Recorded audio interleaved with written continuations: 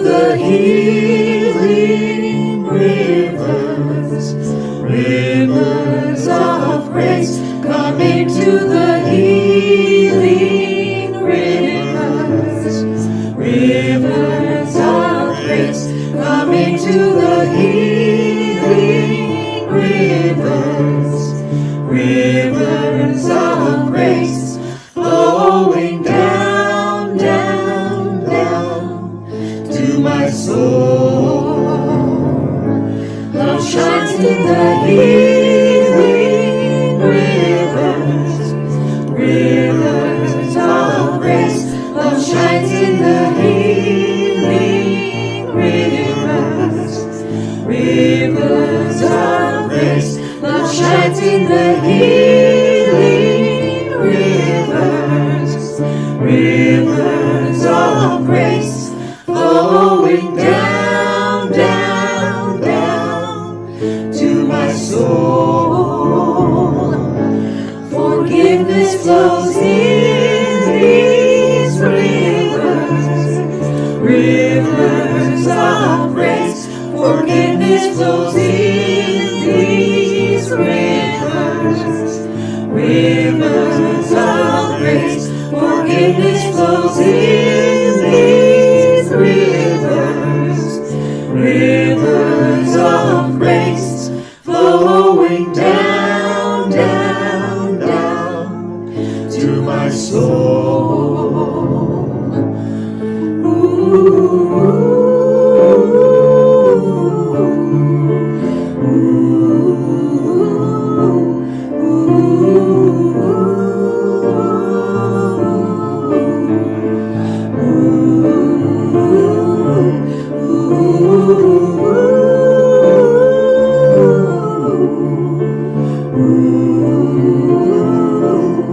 Flowing down, down, down to my soul. Come bathe in these healing rivers, rivers of grace. Come bathe in these healing rivers, rivers of grace. Come bathe in these healing rivers, rivers of grace, flowing down, down, down to my soul.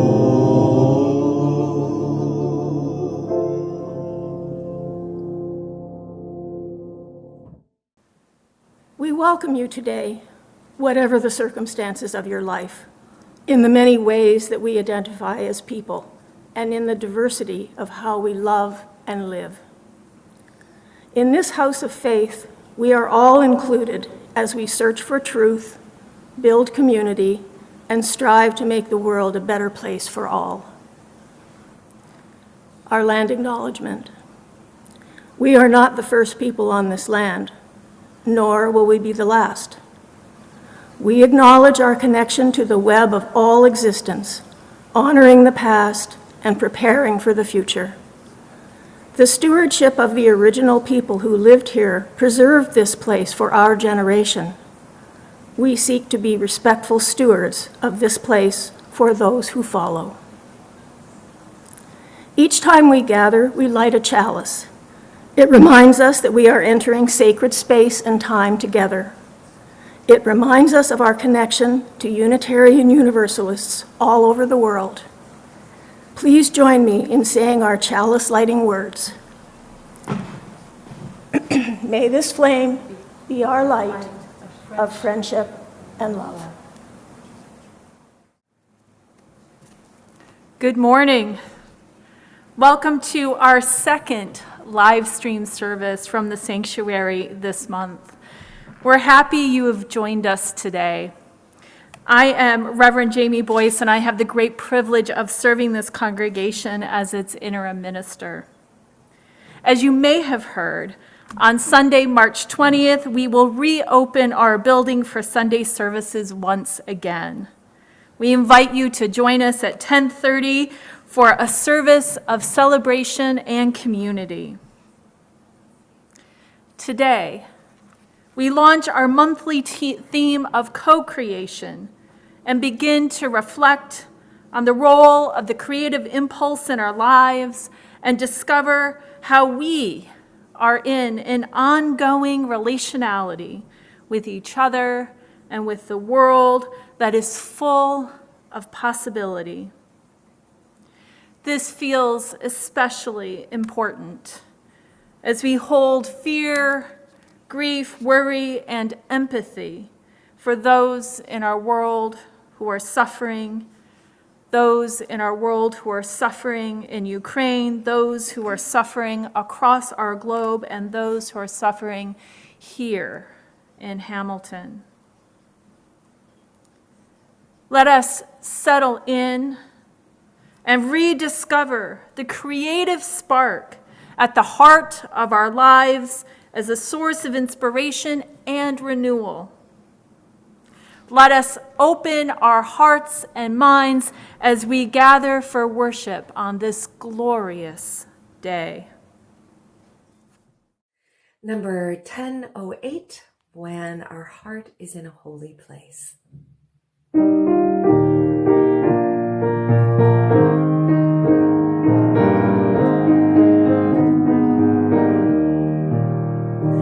When our heart is in a holy place, when our heart is in a holy place, we are blessed with love and amazing grace. When our heart is in a holy place, when we trust the wisdom in each of us, every color, every creed and kind, and we see our faces in each other's lives, then our heart is in a holy place. When our heart is in a holy place, when our heart is in a holy place, we are blessed with love and amazing grace. When our heart is in a holy place, when we tell our story from deep inside, and we listen with a loving mind, and we hear our voices in each other's words, then our heart is in a holy place. When our heart is in a holy place, when our heart is in a holy place, we are blessed with love and amazing grace. When our heart is in a holy place, when we share the silence of sacred space, and the God of our heart stirs within, and we feel the power of each other's faith, then our heart is in a holy place. When our heart is in a holy place, when our heart is in a holy place, we are blessed with love and amazing grace. When our heart is in a holy place, when our heart is in a holy place.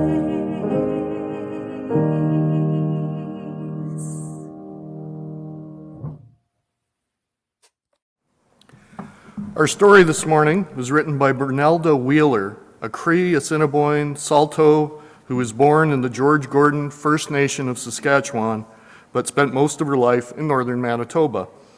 Wheeler was one of the earliest Native voices on CBC Radio, doing extensive work on the show Our Native Land in the 1970s and 80s. She received the Order of Canada in 1991. Our story is called I Can't Have Bannock, but the Beaver Has a Dam. It's illustrated by Herman Beckering, and as I mentioned, written by Bernelda Wheeler.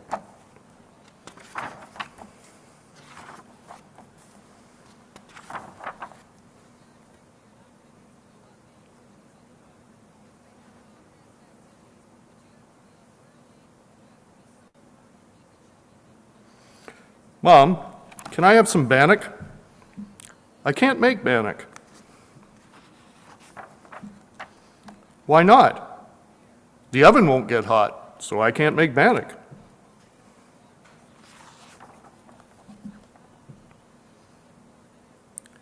Why won't the oven get hot?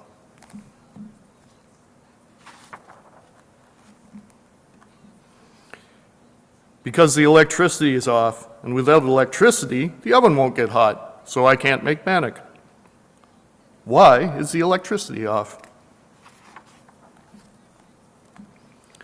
Because the power lines are down. Without the power lines, the electricity is off. Without the electricity, the oven won't get hot, and I can't make bannock. Why did the power lines fall down?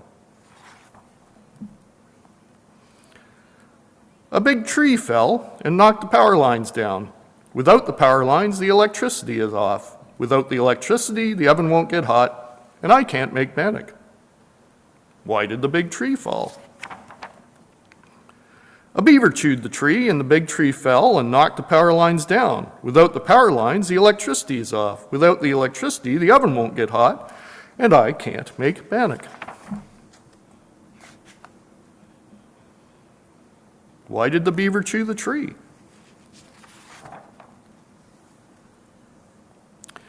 The beaver needed the tree to make a dam, so the beaver chewed the tree. The big tree fell and knocked the power lines down. Without the power lines, the electricity is off. Without the electricity, the oven won't get hot, and I can't make bannock. Where's Dad? Dad's gone to put the power lines back up. When the power lines are up, the electricity can go on. When the electricity goes on, the oven can get hot. When the oven gets hot, I can make bannock. And the beaver still has a dam. After all that happens, can I have some bannock? Yes, you may. That's the end of our story today.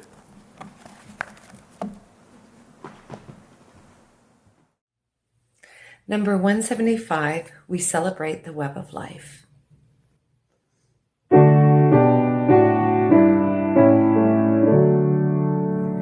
We celebrate the web of life, its magnitude we sing, for we can see divinity in every living thing.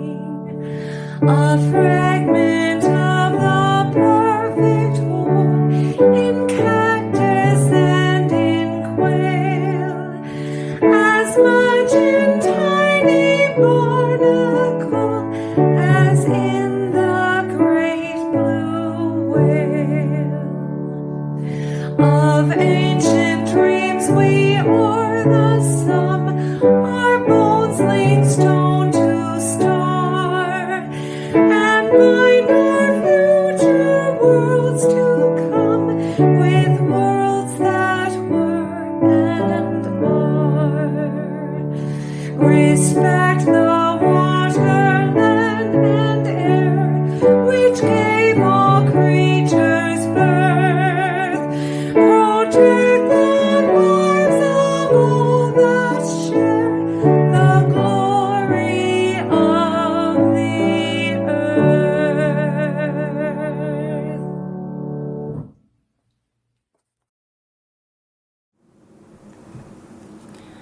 In these moments of contemplation, I invite you to relax, close your eyes if you like, and breathe deeply. Following our reading, there will be a few moments of silence, followed by music. This morning's reading is Making Room for All That Is, written by Lynn Cox. Spirit of life, ancestor of the stars and the sun, you who embrace the vastness of space and us along with it, be with us today. Hold us in our worry, our exhaustion, our grief. Keep us close as we sit with our truth, whatever that may be. Lead us to rest in the quiet, to find solace and renewal in this time of shifting light and dark. You whose arms open with the spinning galaxies to help make room, as you do, for all that is. Open our hearts to our loved ones, our neighbors, the beings with whom we share this planet. Lead us to reach out to others in compassion. Turn us towards one another in mercy, right relationship, and reconciliation. You who have seen the rising and setting of suns, of seasons, of civilizations, remind us of all that we have learned from the history of the world and from our own histories. Give us the courage to face our mistakes and to repair them whenever possible. Help us understand our interdependence, our gravitational relatedness with all of the other spinning lives around us, and lead us to treat those relationships with care. In this space, filled with the people among us who shine like stars, this space is filled with the sparkle of love and care. We give thanks for this moment to be together. May our senses be open to the beauty of this day, this season, this world. We continue our contemplation in silence. Blessed be.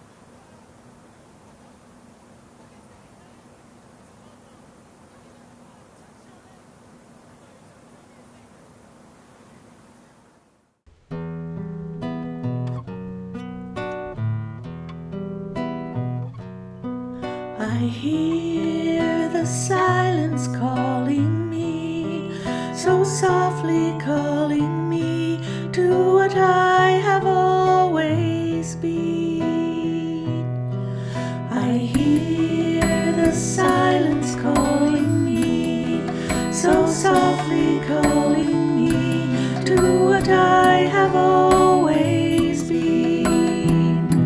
I am burning in your grace. I am burning in your grace. I am burning, I am burning, I am burning in your grace. I surrender to the mystery, awaken to the beauty, I surrender to the mystery, awaken to the beauty, I hear the silence calling me, so softly calling me to what I have always been. I hear the silence calling me, so softly calling me to what I have always been. I am burning in your grace. I am burning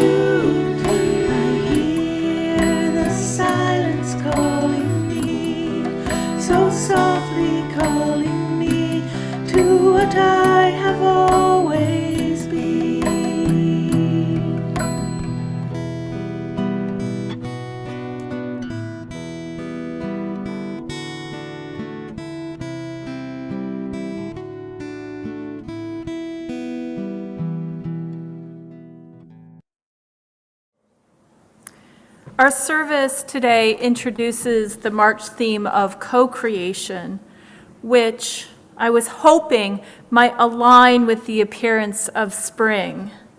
As luck would have it, today is the first warm day we've had in a very long time. I, for one, am full of gratitude and appreciation of this warmish day that befalls us as a surprise and a predictor of good things to come. Nature is speaking to us with the softening of the earth and a whisper, reminding us that spring is just on the horizon with a glimmer of light arriving just in time. Recently, I've taken up pottery again after a hiatus of many years, and I've found myself deep inside the lessons of working with clay. The first day in the studio, when I took the whole cold, heavy clay in my hands and pressed it into the table, I remembered the textures, the tensions between the palms of my hands, and the resistance of the clay as I pressed upon it in a conversation of preparation. The dense earth beneath my hands must be pulled into being. The clay, the earth that I had hoped to form into a vessel, felt new and unknown, yet resonant with memory.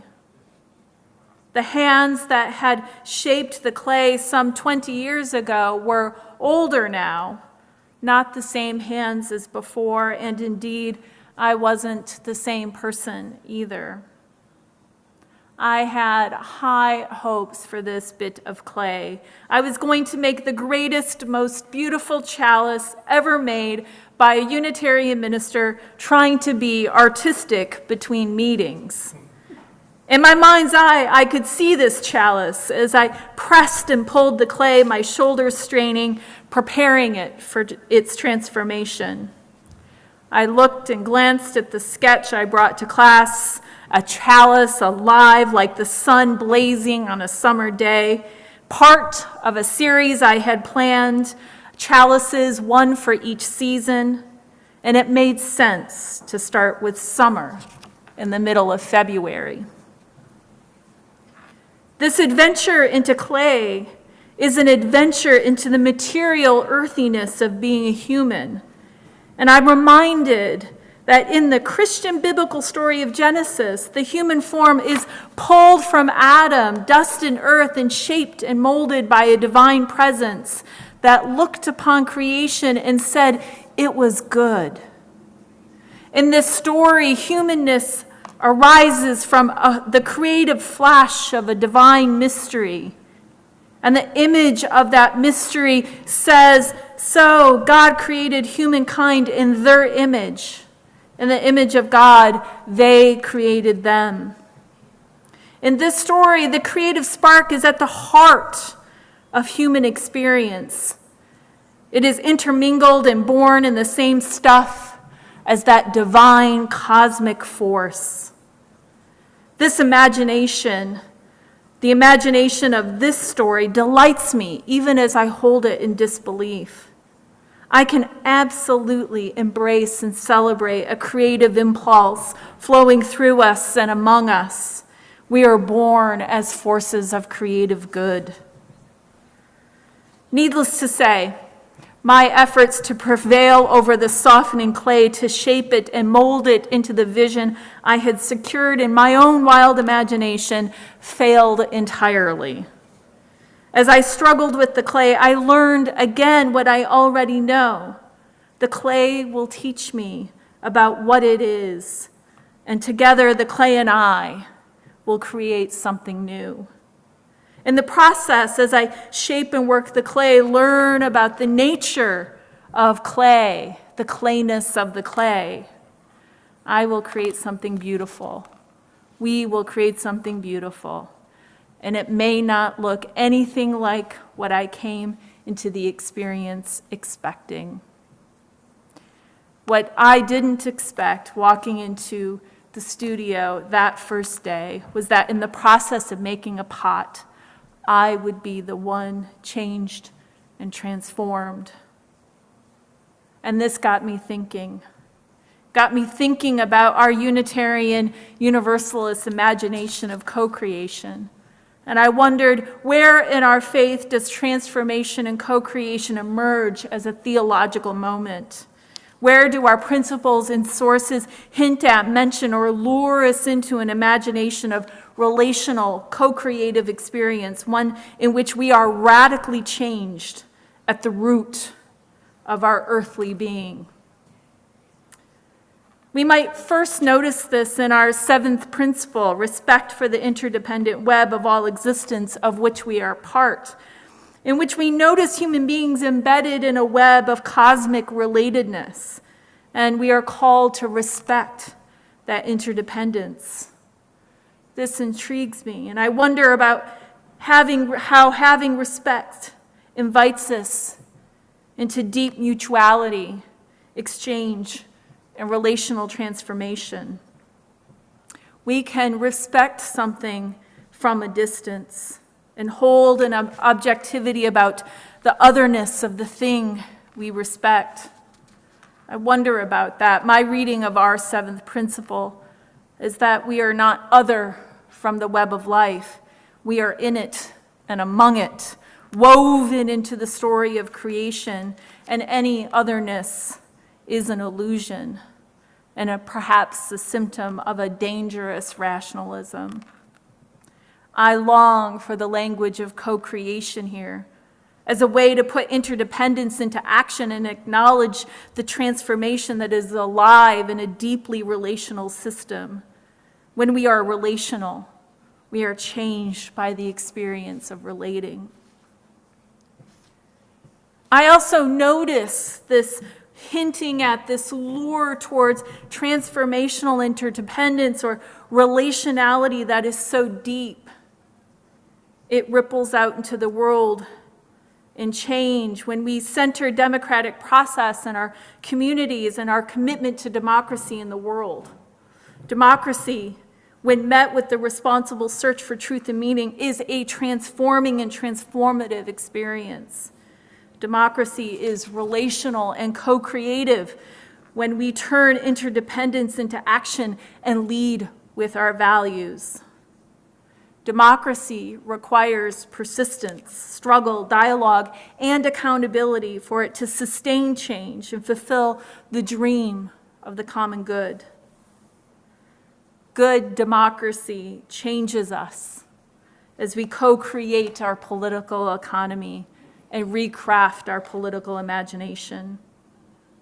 While our fifth principle isn't explicit about transformation for ourselves and the world, it's there, lurking and luring us into the promise of change and the promise of transformation.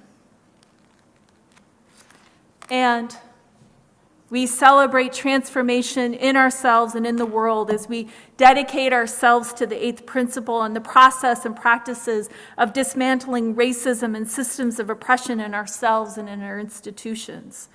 The communal action is deeply relational, and the invitation is to be radically changed by our faith commitments at the root of our individual and collective lives. The invitation of the eighth principle holds an accountability that justice-seeking is transformational work. It is invigorating, life-affirming, and alive in its call. Change that will impact generations of Unitarian Universalists is present as we engage this possibility of transformation in ourselves and in the world. It is changing our faith. It is changing our world. Like working with clay, there will be resistance in places, growing edges, and unexpected conversations, but we can co-create this experience and bring the very best of who we are, our covenantal faith, to the work. I also discovered how deeply in love I am as we take our principles a bit deeper and tap into the theological language of our sources that affirm and promote direct experience of that transcending mystery and wonder affirmed in all cultures, which moves us to a renewal of the spirit and an openness to the forces which create and uphold life. Isn't this exciting? Don't you feel a sense of awe and curiosity rise as a blush in your cheeks as you contemplate what it means to be open to the forces which create and uphold life? Can we be fully present to that wide open posture reminiscent of Rumi Mevlana's poem, "This Being Human is a Guest House," and the invitation to welcome all that arrives into our lives as an opportunity to be changed and to witness the mystery of life in a deeply personal, transformative way? Isn't this the call of our faith? We don't often make explicit that on the journey of love and justice, you will be changed, we will be changed, the world will be changed. And I wonder about this. I wonder how we can state the obvious in ways that call us into accountability. We will be changed. I worry that by not stating the obvious, we get lost looking for the forest while wandering in the trees. And I wonder, in the weeks ahead, what you will discover as you notice opportunities to create and co-create. Listen to your own spark of creativity. Notice the relationality in your own lives with people you love, with your own world, with the wider world. Where do you find the seeds and invitations of transformation? What's luring you into the future? In the weeks ahead, we will continue to explore how the spark of creativity as a place to imagine the world as we would have it, liberated from the sins of racism, heteronormativity, sexism, ableism, and white supremacy settler culture. We will explore how the spark of creativity is alive inside that work. We are a faith committed to living our values in the world, of transforming the world with the inherent goodness we believe is at the heart of each of us. We believe in possibility and in loving the hell right out of this world. May we continue to nurture the spark of creativity and the struggle and the power of co-creation and stay hopeful and energized as we face a world that desperately needs us to survive. Let us say yes to life. Number 6, just as long as I have breath.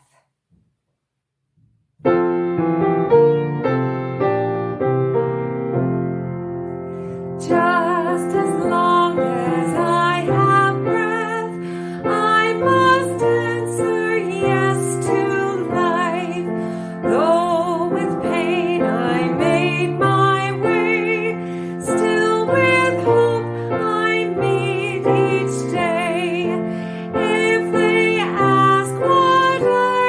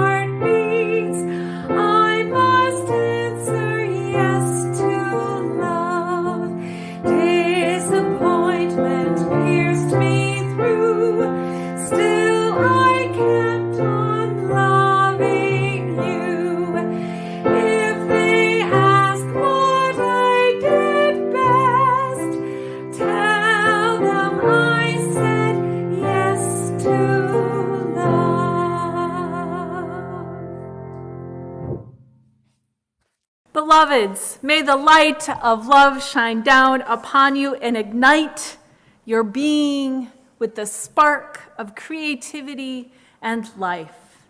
May you be the light of love, the flame of creative possibility in the world. As we take leave today, I offer you this poem in celebration of International Women's Day from poet Maya Angelou. The horizon leans forward, offering you space to place new steps of change.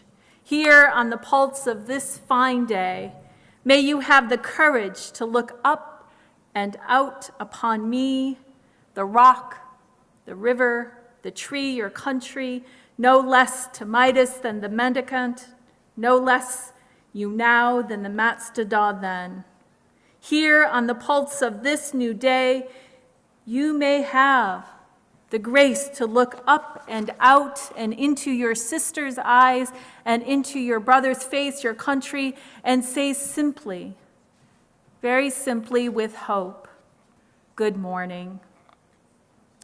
Go in peace.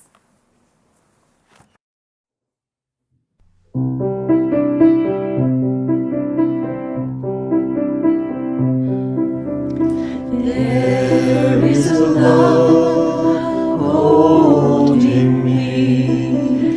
There is a love holding all that I love.